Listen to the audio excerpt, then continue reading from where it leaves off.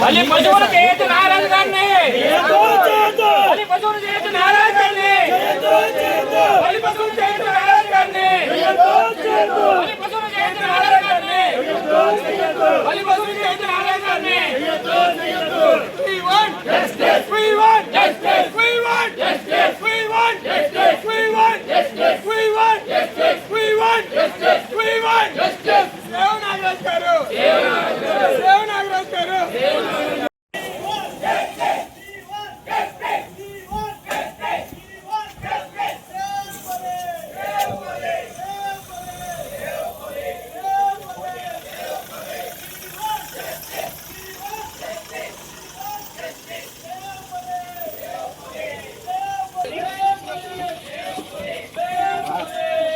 ఇల్లేదండి ఇల్లేది ఇల్లేది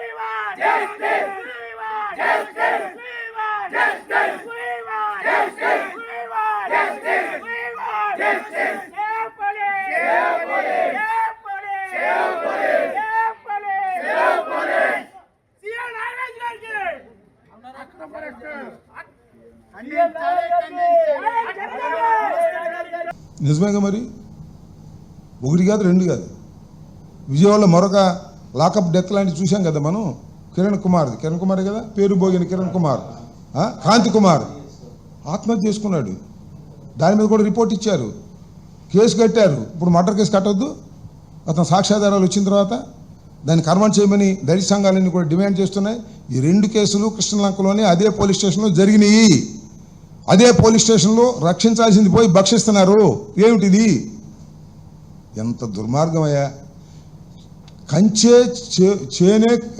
చేను వేస్తే ఏమైంది చెప్పండి రక్షించవలసిన వాడే భక్షిస్తే ఏమైంది చెప్పండి ఎవరు పోలీసులు రక్షించాలి ఏమైనా నేరం చేస్తుంటే వాడిని నుంచి ప్రజల్ని కాపాడాలి నేరస్తులని చెప్పి తీసుకువెళ్ళి వాళ్ళని చంపేస్తుంటే ఇంకేం చేయాలి ఎక్కడికి పోతుంది ఈ రాష్ట్రం ఎక్కడికి పోతుంది ఈ దేశం ఎక్కడికి పోతుంది ఈ డిపార్ట్మెంటు పోలీస్ డిపార్ట్మెంటు కమిషనరే నాయకత్వం వహించి టాస్క్ ఫోర్స్ని పంపించి అతను తీసుకొచ్చారే చాలామంది గుసగుసలు ఆడుకున్నారు దీని వెనుక చాలా పెద్ద కథ ఉంది ఎవరో పెద్ద నేరస్తుడిని కాపాడటం కోసం ఈ పిల్ల సాయిని కుర్రవాడిని బలి చేశారు అది ఎప్పుడు బయటకు వస్తో తెలియదు రేపు 29వ తారీఖు ఏం చెప్తారో చూద్దాం కోర్టులో ఇవాళ 23 కదా ఇంకా ఎంత ఉంది 6 రోజులు ఉంది ఆయన తీసుకొస్తారా శవాన్ని తీసుకొస్తారా బూడిద తీసుకొస్తారా అసలు బతికున్నాడో లేదు అని చెప్తారా ఏం చెప్తారో సస్పెన్స్ 29వ తారీఖున పోలీస్ డిపార్ట్మెంట్ ఇన్వెస్టిగేషన్ చేస్తున్నారు కదా అంటే ఏం చెప్తారు నాకు తెలిసిన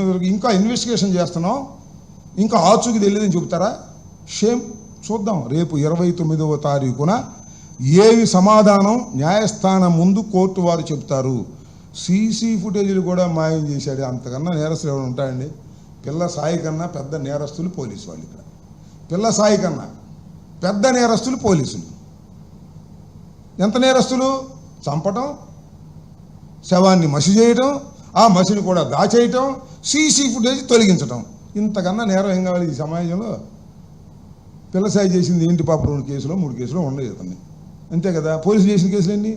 ఇక్కడే 3 కేసులు ఉన్నాయి. మర్డరు, బూడి చేయటం, సాక్ష్యాధారాలు లేకుండా తొలగించడం. ఇంకెన్ని నేరాలు చేశాడు ఈ పోలీసు వారందరూ కలిసి? ఒకటి చేస్తాడు. ఇది నాగరాజు ఒక్కడి వల్ల అయిద్దా? నాగరాజు ఒక్కడి వల్లే పోలీస్ స్టేషన్లో సీసీ కెమెరాలోని ఫుటేజ్ని తీయటం నాగరాజు ఒక్కడి వల్లే అవుతుందా?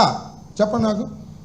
అఫ్ కోర్స్ ఈ may be station house officer, రావాలి కదా, టెక్నీషియన్ రావాలి కదా, వాడిని పిలుచుకు రావాలి కదా. చాలా ఘోరంగా ఉంది ఈ వ్యవహారం. ఈ సిట్ అనేది నేరస్తుల్ని కాపాడడానికి మాత్రమే పనిచేస్తుంది అనేది నేను వైఎస్ఆర్ కాంగ్రెస్ పార్టీ ఏ రోజు కూడా మిమ్మల్ని స్పందించమని అడగలేదు. అది మీ శాఖ కాదు. ఒకవేళ జరిగినా కూడా ఏ అన్యాయాన్ని మీరు ఎప్పుడు కూడా మీకు స్క్రిప్ట్ రాకుండా, చంద్రబాబు నాయుడు గారి దగ్గర నుంచి మీకు స్క్రిప్ట్ రాకుండా మీరు ఏ రోజు స్పందించరు. ఇక్కడ ఈ విషయంలో కూడా మేము అడుగుతుంది ఏంటంటే, ఇక్కడ ఒకవేళ హోంమంత్రి అనిత గారు ఉన్నారా ఈ కేసు వెనకాల? చంద్రబాబు నాయుడు గారు ఉన్నారా? డీజీపీ గారు ఉన్నారా? ఈ విషయాలు మేము మాట్లాడుతుంటే డైవర్షన్ పాలిటిక్స్ కింద మీకు అందిన స్క్రిప్ట్ ఏంటయ్యా అంటే, కాకినాడలో మీటింగ్ పెట్టి పూర్తిగా దీని విషయాన్ని మీరు తప్పించి మాట్లాడుతున్నారు. మీరు ఎలాంటి మీటింగులు పెట్టుకున్నా ఏం లేదు. మేము మాత్రం న్యాయబద్ధంగా డిమాండ్ చేస్తున్నాం. ఒక క్రిమినల్ అని మీరు అంటున్నారు, మరి అదే విషయాన్ని ప్రెస్ మీట్ పెట్టండి. చంద్రబాబు నాయుడు గారిని ప్రెస్ మీట్ పెట్టమని మేము అడుగుతున్నాం. ఎస్, మేము ఒక నోటోరియస్ క్రిమినల్ని పూర్తిగా ఈ యొక్క దీని నుంచి ఎలిమినేట్ చేశాము అని ధైర్యంగా చెప్పండి. తప్పేముంది? ప్రజలు కూడా హర్షిస్తారు.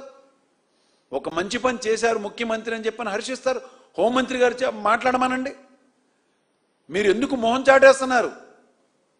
మరి అది కానప్పుడు అతను నోటోరియస్ క్రిమినల్ కాదు, ఆ కుటుంబానికి అన్యాయం జరిగిందని చెప్పని మీ యొక్క ప్రవర్తన చాలా స్పష్టంగా తెలుస్తుంది. ఎందుకంటే ఆ కుటుంబాన్ని కేవలం మేము స్పందించిన తర్వాతే మా నాయకుడు జగన్మోహన్ రెడ్డి గారు వెళ్ళి ఆ కుటుంబాన్ని పరామర్శించి వాళ్ళకి జరిగినటువంటి అన్యాయాన్ని పూర్తిగా ప్రజల దృష్టికి తీసుకొచ్చిన తర్వాత మాత్రమే మీ యొక్క చలనం, మీ యొక్క అడుగులు, మీ యొక్క ఓదార్పు, నటన అన్నీ కూడా అప్పుడే మొదలైనవి. చంద్రబాబు నాయుడు గారు ఆ కుటుంబాన్ని పిలిపించడం, మీకు న్యాయం చేస్తానంటాం. అప్పటి వరకు సిఐ గారి మీద ఎటువంటి చర్య లేదు, కేవలం విఆర్కి పంపించారు. ఆ తర్వాతే ఆయన మీద 19వ తారీఖు కేసు కట్టడం జరిగింది. అది మేము పూర్తి స్థాయిలో స్పందించిన తర్వాతే.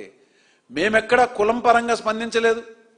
ఒక కులం పలానా కాపు వ్యక్తికి అన్యాయం జరిగింది, మేము న్యాయం జరగటం లేదు, ఒక కుటుంబానికి 40 రోజులు ఎందుకు పట్టింది, చంపినటువంటి డెడ్ బాడీని ఎందుకు ఇవాళ లాకప్ డెత్లో ఎందుకు మీరు ఖననం చేశారు అని చాలా స్పష్టంగా డిమాండ్ చేశాం. ఆ తర్వాత ఇప్పుడు సిఐని కూడా అరెస్ట్ చేయడానికి నిన్న జగన్మోహన్ రెడ్డి గారు ట్వీట్ పెట్టిన తర్వాతే ఒక్కసారి మళ్ళా ఉలిక్కిపడి కేసు పెట్టిన 4 రోజుల వరకు కూడా మీరు ఎందుకు అరెస్ట్ చేయలేదు? తిరిగి వాళ్ళ జగన్మోహన్ రెడ్డి గారి ట్వీట్ పెట్టిన తర్వాతే గబాల్ని పోలీసులు అందరూ కూడా వెళ్ళి అరెస్ట్ చేయడం జరిగింది. అంటే ఈ కేసులో తప్పనిసరిగా ఈ ప్రభుత్వం యొక్క ఇన్వాల్వ్మెంట్ ఉంది. ఈ కేసుని తప్పుదోవ పట్టిస్తున్నారు. సాక్ష్యాధారాలని కూడా మాయం చేస్తానికి పూర్తిగా దీనికి పగడ్బందీగా ప్లాన్ చేసుకుని సీసీటీవీ ఫుటేజెస్ అన్నీ కూడా తీసేశారు ఈ 4 రోజుల నుంచి. రౌడీ అయినంత మాత్రాన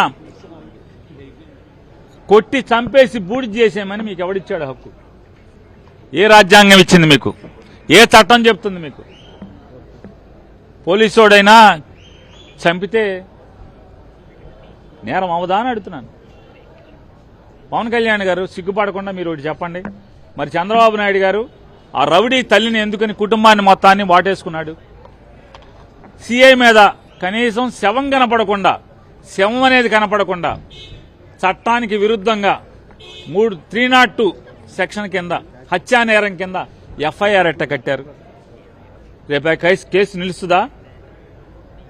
ఈ డ్రామాలో చంద్రబాబు డ్రామా, నువ్వు ఒక డ్రామా. అక్కడ ఆ డ్రామా కడతాడు అతను.